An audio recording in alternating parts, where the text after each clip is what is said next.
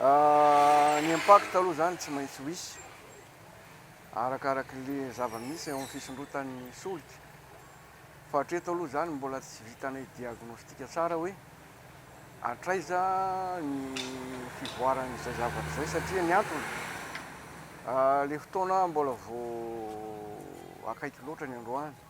Fa hatreto aloha tsy dia mbola misy impact zavatra mitranga loatra na hita maso. Aminay taximoto zany ny fiakaran'ny vidina lasantsy tsy dia misy voka-dratsiny loatra satria vao may mampety an'le karamanay le izy. Tena vao may betsaka zany ny kila mandeha aminay raha oharina ny teo aloha raha vao niakatra ny lasantsy andrahoana. Ny impact moa zany amin'ny chauffeur nge ny vahoaka no mandanjalanja an'io e. Eo amin'le resaka client zay, ny anay zany zao eto akaiky anay zao io misy galana akaiky aminay. Dia zay client mpandeha aminay zany ka ohatra hoe tombananay kely izy zany miakatra kely fotsiny zany zay raha oharina ny teo aloha e. Miakatra kely fotsiny zay fa tsy miakatra be dia be satria le eo amin'le lasantsy mantsy ny anay moto hitanareo ihany.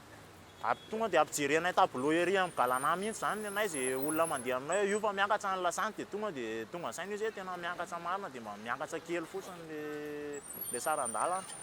Tsy miankina aminay ny mampiakatra amin'ny frein fa tsy maintsy au niveau national zay tsy maintsy mifandraika amin'ny ministera lehibe mihitsy zany ny transport vao afaka misy manao ny augmentation ny